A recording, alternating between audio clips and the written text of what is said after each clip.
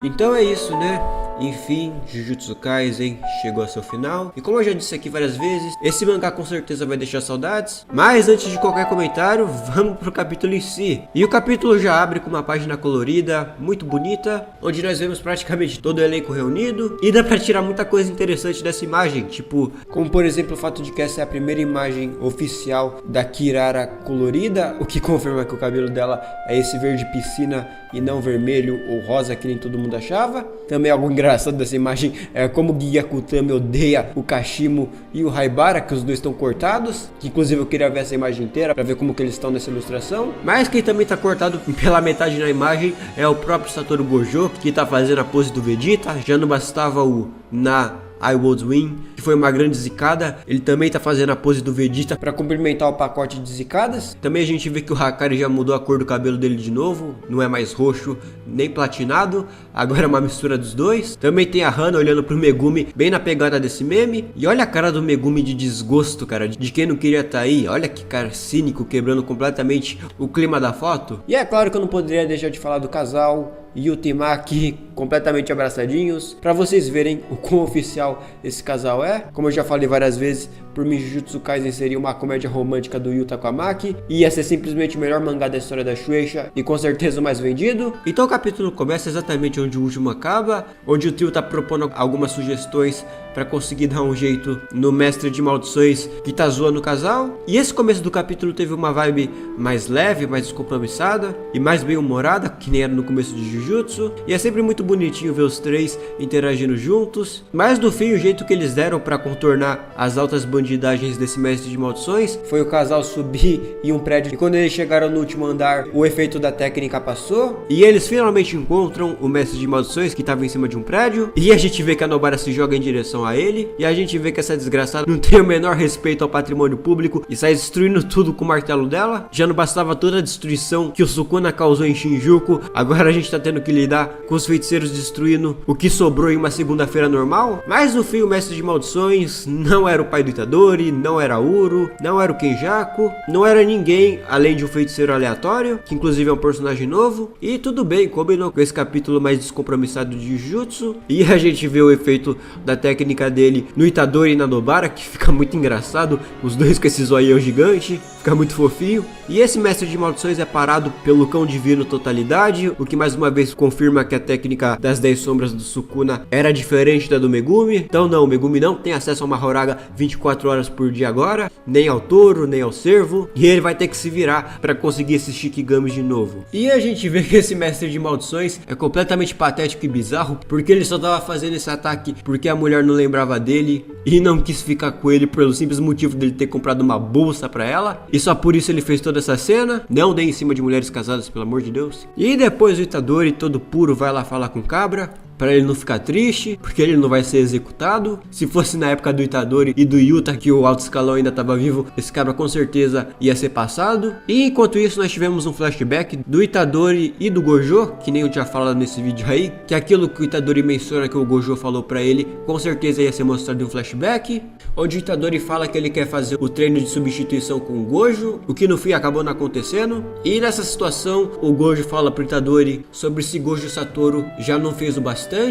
E com isso ele quis dizer que se ele acabar morrendo na luta contra o Sukuna, o que aconteceu, ou mesmo se ele acabasse morrendo eventualmente, que os alunos dele, principalmente Itadori, que eles pelo menos tentem não ser Gojo Satoru. E o Itadori fala que não há como esquecer ele, porque o Cabra é muito icônico, mas no fundo esse desejo do Gojo de ser esquecido é na verdade uma preocupação com seus próprios alunos, para eles meio que desenvolverem sua própria personalidade e sua própria força, e não se apegarem à figura que um dia já foi Satoru Gojo, o que meio que conversa com aquele arco do Yuta, dele possuindo o corpo do Gojo, o que é meio que o mangá dizendo que aquilo não deu certo, porque os feiticeiros deviam desenvolver a sua própria força e a sua própria personalidade e não tentar ser Satoru Gojo. E o próprio Satoru Gojo diz que ele não vê a hora de ser esquecido, para que seus alunos possam finalmente seguir em frente. E o Itadori fala que o Cabra, que estava fazendo aquelas caretas com o casal, ia ficar um tempo preso para refletir sobre a vida, mas que depois disso ele ia voltar para ajudar o trio na próxima missão, o que é um paralelo com a última página do Gojo falando sobre ser esquecido, o que não aconteceu porque o Itadori ainda tá agindo que nem o Gojo no começo do mangá, onde ele dá uma segunda chance pro Itadori viver, e aqui ele tá dando uma segunda chance para esse mestre de maldições ser um feiticeiro justo junto com o trio.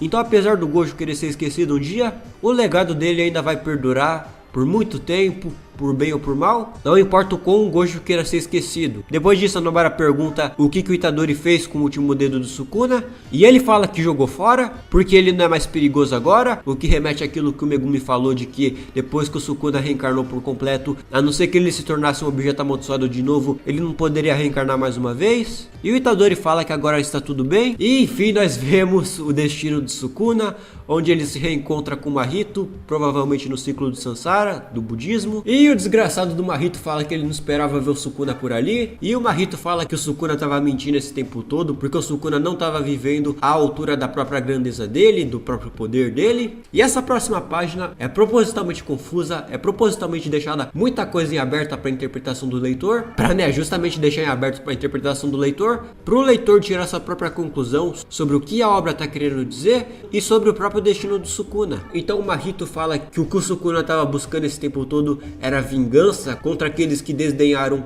e perseguiram uma criança amaldiçoada e indesejada, mas eu acredito que o Mahito está se referindo ao próprio Sukuna nessa fala dele, e o Sukuna discorda do Mahito, falando que ele viveu de acordo com a própria vontade e do único jeito que ele sabia viver, que é botando terror em absolutamente todo mundo. Mas aí o Sukuna tem um momento de lucidez e ele na verdade se questiona, falando que não, ele durante a vida teve vários caminhos para trilhar, 2 para ser mais específico, e ao fundo nós vemos a figura de 2 mulheres, sendo uma delas a Uraume, e a segunda é uma figura misteriosa, que daqui a pouco já chego lá. E o Sukuna fala que ele temia que a sua própria maldição acabasse o matando, e ele está se referindo justamente à maldição do mais forte. Ele temia que o próprio fato dele ser o mais forte acabasse meio que levando à morte dele, e ele fala que se houver uma próxima vez, talvez fosse melhor ele seguir um caminho diferente. Então ele abraça a Uraume, que estava chorando, e o Mahito fala que não reconhece o Sukuna porque ele ficou completamente mole, e o Sukuna fala que sim, porque afinal ele finalmente perdeu. Então o Mahito é deixado para trás,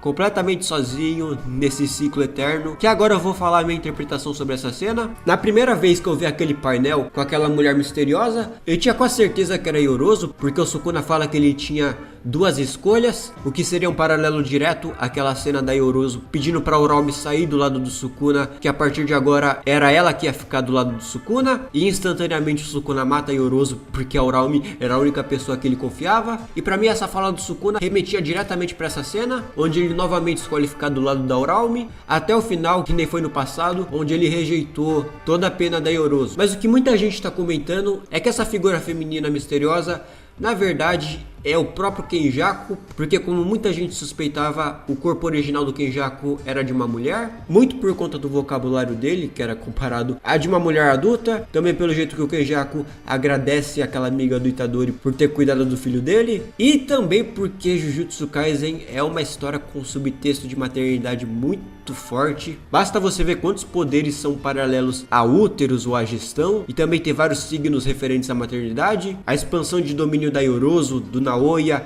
do próprio Kenjaku, que se chama profusão uterina, pelo menos na tradução da Panini. Então esse subtexto sempre esteve presente em Jujutsu Kaisen, principalmente em volta de tudo que envolvia o Kenjaku, porque ele é a mãe do Itadori, o que é uma teoria que sempre fez sentido pra mim, mas eu não sei especificamente o que a presença do Kenjaku nessa cena discutiria. A presença da Uraume eu até entendo, mas do Kenjaku eu não faço ideia. Tá certo que as vestes de sacerdotisa budista dessa figura feminina meio que levanta a possibilidade de ser de fato Kenjaku, também o laço que ela tem no cabelo, e no fim é meio que deixado propositalmente aberto se essa figura é a Yorozu ou o Kenjaku, ou até uma terceira figura feminina que pode ter sido presente na vida do Sukuna, vai saber. Porque uma coisa que é importante ressaltar é que provavelmente o Sukuna nunca conheceu o corpo original do Kenjaku, porque o Kenjaku tá solto por aí há muito tempo. Se eu não me engano, até na era Heian ele já não tinha mais o corpo original dele, no caso seria dela, né? Se essa figura feminina foi a Yorozu, é novamente o Sukuna rejeitando a pena e a compaixão dela, que nem foi no passado, mas não necessariamente os ideais dela, porque ela pregava sobre a solidão do mais forte e sobre como o Sukuna não se sentiria solitário se ele caminhasse ao lado dela. O Sukuna meio que acataria esse conselho, mas não caminhando ao lado da Yorozu e sim da Uraume. E se for o Kenjaku ali, no caso a Kenjaku, no seu corpo original, seria condizente com a frase do Sukuna de tentar outro caminho se ele eventualmente reencarnar, porque vale lembrar que ele tá no Sansara aí, e se ele não pagou o karma dele, ele vai continuar reencarnando até que ele seja pago e ele enfim fica livre, assim atingindo a iluminação. Então seria o Sukuna rejeitando todas as ideias da Kenjaku, todo esse lance de imortalidade, todo esse lance de ser o mais forte, todo esse lance da solidão do mais forte e todas as bizarrices que o Kenjaku tá envolvido, e abraçando de vez a Uraume, seguindo no ciclo reencarnatório do Sansara até que ele pague o karma dele. Talvez ele reencarne como alguém fraco, ou talvez até como um não feiticeiro, visto que ele tinha um completo desprezo por pessoas fracas. Seria um negócio meio Majin Buu, retornando como o Ubi no final de Dragon Ball. E eu interpreto que nesse final o Sukuna já pagou o karma dele e ele segue com a Uraume pro outro lado, agora que ele finalmente foi liberto do ciclo de maldições, exatamente como Itadori fala pra ele naquele painel. Assim, o último dedo do Sukuna, que não pode mais reencarnar, é selado no mesmo lugar que o primeiro dedo foi tirado lá no primeiro episódio, e assim o ciclo finalmente se encerra e o Sukuna pode finalmente descansar agora que ele saiu do ciclo do Sansara. Essa é a interpretação que eu tenho desses últimos momentos do Sukuna, porque eu acho condizente com o personagem ele querer descansar e de certa forma pagar o karma dele depois que ele reconheceu Itadori como seu igual no final da batalha de Shinjuku. Mas eu espero que não mostrem o passado dele, porque como eu já disse, isso é simplesmente empobrecer o personagem, a não ser que se eventualmente Jujutsu Kaisen tiver uma continuação, Giga Akutami queira discutir novos temas relacionados ao personagem do Sukuna, mas aí seria um novo Sukuna, e eu não veria problema mostrar o passado dele se for para discutir um novo tema. Mas quanto ao Sukuna que a gente acompanhou do início ao fim, esse Sukuna eu não tenho o menor interesse de saber o passado dele. E nas últimas 2 páginas nós temos um vislumbre da Maki, do Yuta, do Panda e do Inumaki, toda a turminha do Jujutsu Kaisen Zero reunida. Também nós tivemos o Hakari e a Kirara, que inclusive é a primeira vez que a gente vê a Kirara com uniforme escolar, e ela ficou muito fofa. E por fim a gente tem o trio, Itadori, Megumi e Nobara, os 3 reunidos, e o Megumi com essa cara de sapo, quebrando completamente o clima do painel. E por fim, a última página desse capítulo é o último dedo do Sukuna sendo selado no mesmo lugar onde o primeiro dedo foi achado, assim finalmente quebrando o ciclo de maldições, o Jujutsu Kaisen, como Itadori bem falou no final da luta dele contra o Sukuna, e como o próprio Sukuna falou no Sansara, para caso ele reencarne de novo, tentar outro caminho. Esse capítulo foi um capítulo que eu gostei bastante, foi um capítulo que, apesar desse ser um final que meio que não tem muita cara de final, parece mais a metade de uma história, eu gostei bastante porque concluiu a temática e o arco de todos os personagens principais. As próximas semanas vão ser meio vazias, porque simplesmente não vai ter mais Jujutsu Kaisen, mas Giga Akutami já tá trabalhando em seu novo mangá, e pelo fato do editor da Shueisha tá divulgando esse mangá, com certeza deve ser na Shonen Jump ou em alguma outra revista da Shueisha. E vamos ver o que vai ser esse novo mangá, né? Vamos ver se vai ser um Battle Shonen, um Neketsu, que nem Jujutsu Kaisen foi, ou se vai ser um mangá de esporte. Se bem que mangá de esporte também pode ser considerado como Battle Shonen ou Neketsu. Independente do que for esse mangá, Giga Akutami foi um autor ou autora que conseguiu construir o seu nome e uma imagem para Shueisha, tanto que Jujutsu, se eu não me engano, é o segundo mangá mais vendido atualmente, só ficando atrás de One Piece. E como os grandes sucessos da Shonen Jump estão acabando, Boku no Hero já acabou, Jujutsu acabou de acabar, Kimetsu também acabou, Black Clover também já tá nas últimas, se eu não me engano. Todos esses grandes sucessos já acabaram.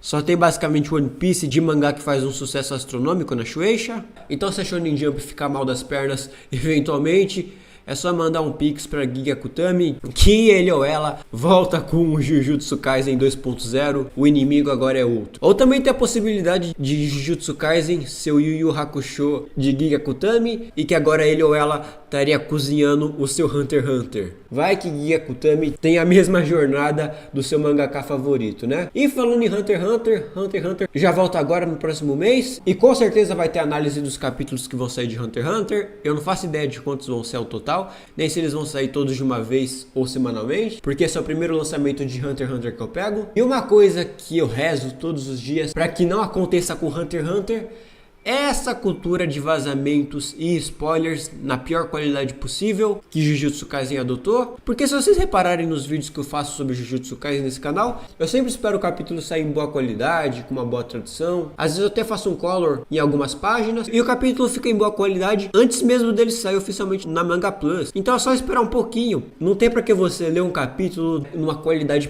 podre, com página cortada, com página faltando balão, com página que mal dá pra ler em japonês, que dirá tentar traduzir, porque essa cultura de spoilers é basicamente pessoas viciadas em informação, e é informação por informação, é só um vício completamente danoso em spoiler, e a pessoa só vai estar se viciando em uma linha de acontecimentos da história, mas nunca na história em si, nunca no que a história tem a dizer pra ela, e mais uma vez isso é só um grandíssimo vício em spoiler, e a pessoa nem tira tempo pra apreciar a arte do autor, nem tirar tempo pra pescar uns detalhes mais bobinhos do mangá, a pessoa simplesmente só lê os balões da forma mais corrida possível e pula pra próxima página sem nem tentar entender o que tá lendo, o que é um jeito meio miserável de apreciar a arte. E eu espero de verdade que Hunter x Hunter não sofra com esses vazamentos, não sofra com essa cultura de spoiler, porque esses vazamentos com certeza destruíram a percepção do público sobre a própria história em si. E parando pra pensar agora, é meio triste que Jujutsu Kaisen sofreu bastante com isso. Apesar de eu não achar que Jujutsu Kaisen é perfeito, apesar de que a história tem sim defeitos, é meio triste pensar que o pessoal não tenta nem um pouco tentar tirar um significado naquilo que elas consomem desenfreadamente. Então é isso, né?